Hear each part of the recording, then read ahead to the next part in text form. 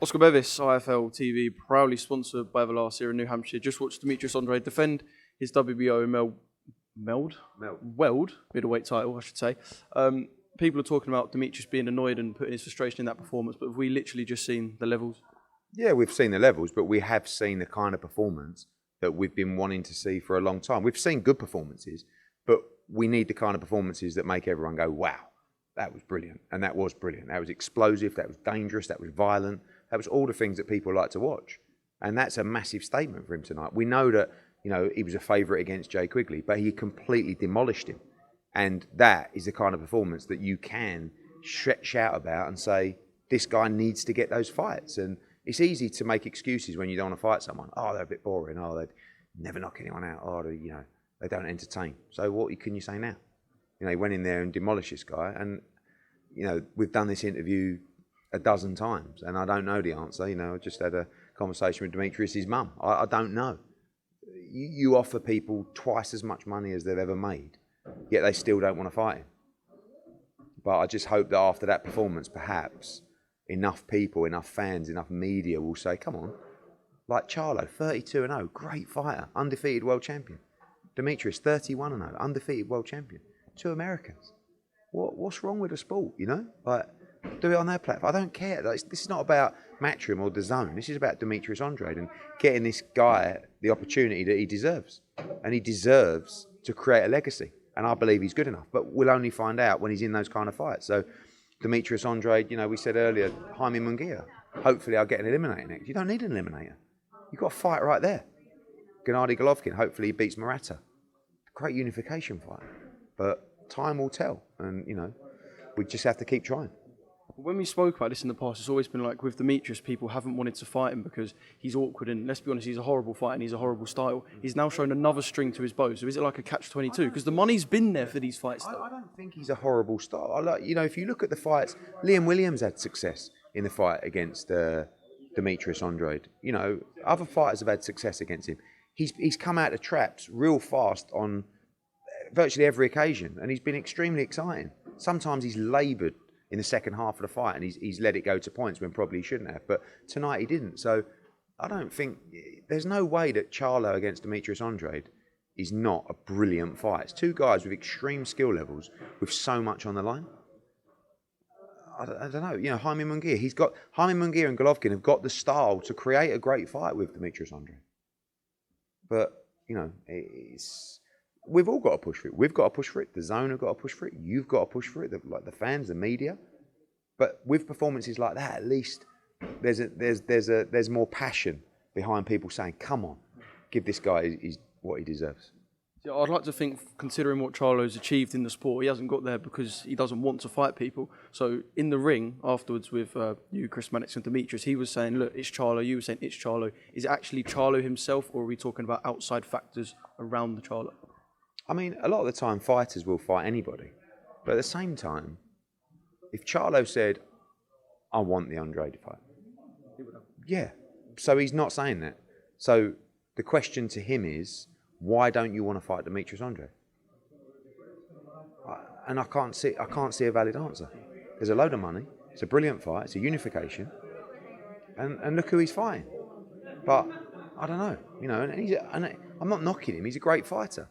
But he's got to say to PBC, right, I want it. Give me the unification. It's there. There's no excuses. And listen, he might win. Could be a favourite. I don't know. But don't we want to see it? It's just a shame.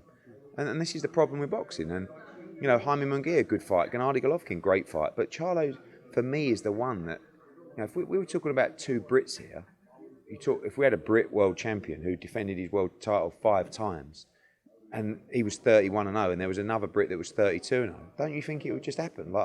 If it was a Brit, I feel like it would have happened. But then again, we've got Tyson and AJ, so. But we're mouthier. We moan, we kick up a fuss, we do all these things. Whereas maybe, there isn't the same kind of demand over here to push people into making great fights like that. But that's the kind of performance that I feel will create that kind of demand. And I'm gutted because I thought we had an absolute classic on our hands. They both dropped each other in the first round. Martinez is just such a nutter, isn't he? He's great, and I was disappointed. And listen, I'm never I probably have in the past, but I don't like to say fighters quit because they've got balls 26 times the size of mine for stepping in there. But he didn't want to know, Arroyo. Like after the knockdown, he was hurt. When the cut came, he looked to his corner. He walked back to the corner. He didn't want to sit down. He said, no, I'm done. The referee eventually got him to sit down. Then the doctor looked at it. He could have continued. The cut weren't that bad. But he knew it was going to be a no contest. And he took that way out of the fight. That's 100% what happened. And I would have loved to have seen that fight evolve because Martinez, I mean, he has to think a little bit more. I mean, he has no regard for what's coming back. I mean, it's a flash knockdown, but he still got put down. And Arroyo can punch, you know what I mean? But Martinez is so exciting, and we've got to look at Sonny Edwards, we've got to look at Akhmadaliev, got to look at the WBO champion as well, because he won't stay at flyweight forever, and I want to see him unify before he goes up. But how much fun is he? You know, and he's a breath of fresh air to be around. Yeah. Just in terms of Arroyo, because we thought Martinez had won, he was up on the ring ropes, and it took someone to text me to say it was a no contest. I saw you go over to Arroyo. What did you say to him? Because we could see you were pissed off. I said he looked for a way out, you know, and I told his corner he didn't want to carry on. The doctor would have 100% let him carry on, 100%. It was only because he said, I can't see and I don't want to carry on, that they had to stop the fight. They had no choice. But I was annoyed with the corner and the fighter because I knew what he was trying to do. He was ducking out the fight to take a no contest. I'm sorry, but that is what happened. And that gave me the hump because it was a great fight. And I wanted to see Martinez finish a job, which he would have done probably in that round. We talk about if Charlo and Andrade both just said, well, Andrade, we've seen him say it. Talking about if Charlo just said, I want the Andrade fight, it would happen. Sonny wants to fight with Martinez. Martinez will fight anyone, like I say, it's a little nut job. Everyone wants it, so surely that's a fight that has to happen next. Yeah, and I think it can. You know, we'll speak to Pro Bellum, and I think they're promoting his fight in December 18, his next fight, against a mandatory. And it's a great fight. Sonny Edwards is really difficult to beat. But what a great fight. The history with Charlie as well, you know. But any of the champions. But if we could do it with that backstory, even better.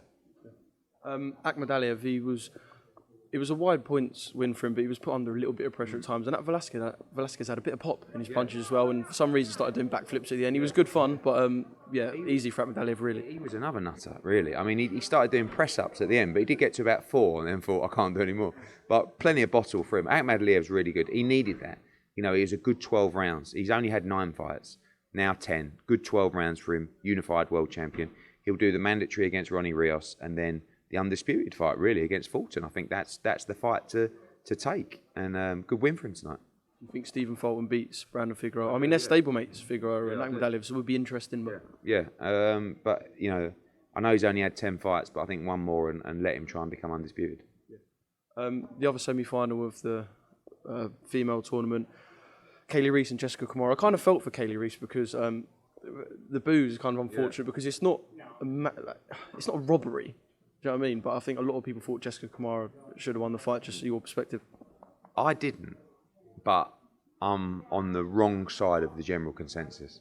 I actually thought Kaylee Reese won the fight 6-4, but I could see you giving Kamara the fight 6-4 as well. It was so close, the fight.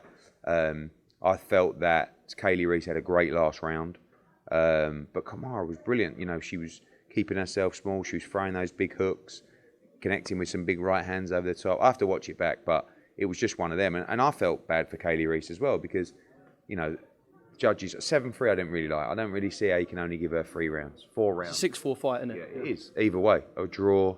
And I wouldn't have complained or been surprised if Kamara got it 6-4 as well. It was that kind of fight. Brilliant fight. And Jessica Kamara will come again. You know, she's really moved up to 140.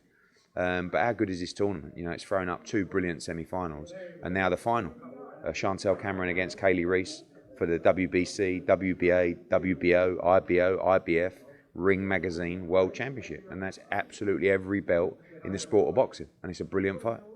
And where do we have it? Chantel said she wants it, obviously, in the UK. Kaylee said she wants to fight in the UK at some point, but would rather take this to neutral territory, which is kind of hard because it's got to be in the US or England. Neutral territory is definitely not happening, but it's US or the UK.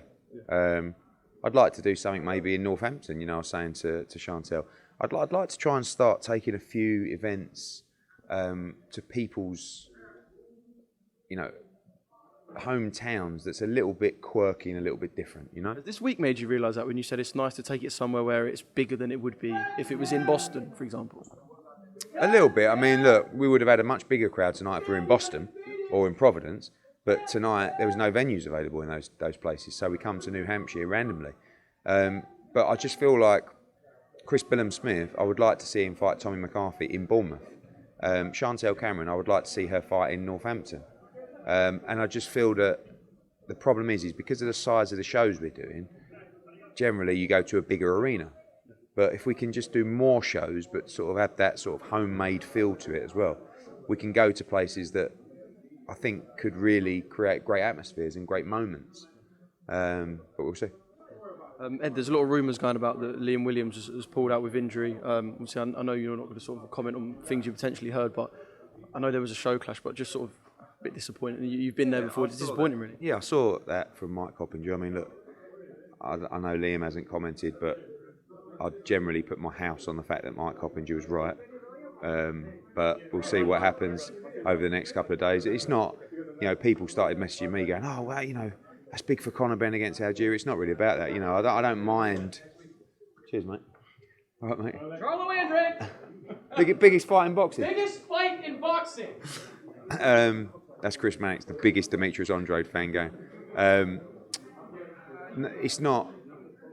Yeah, we have a clear run if that's the case, but I know it sounds weird, but I quite like to go to battle in that kind of occasion. And I'm building a card that is so good on December 11th, for that reason. So if it is cancelled, I might have to pull a few fights off. I'm only joking. No, but listen, I wish Liam Williams all the best. Hope he recovers, and hopefully they can reschedule that fight. Just finally, do you want an update on what we spoke about earlier? How'd you get on? 1-0 to Bevis. No. Where have you been? What, do you want to know, do you? I do. I mean, look, the average age I've seen in all these establishments, dinner, cotton, I went to a restaurant, I think there's another one called the Chop House, was probably 70. So my first question to you is, where did you meet this young lady or man? Right, I feel like we're going into too much detail. All I'm saying is, you say the average age. She told me she was 23, but I could see the wrinkles in her forehead, so we'll leave it at that. Okay. Well, look, I hope you treat her with respect. Congratulations. And we'll see you in... Oh, we won't see you in New York for Teofimo. See you in Vegas for Devin Haney. But next week, get ready to blow your fucking socks off with Teofimo Lopez against George Kambosos on DAZN. Thank you.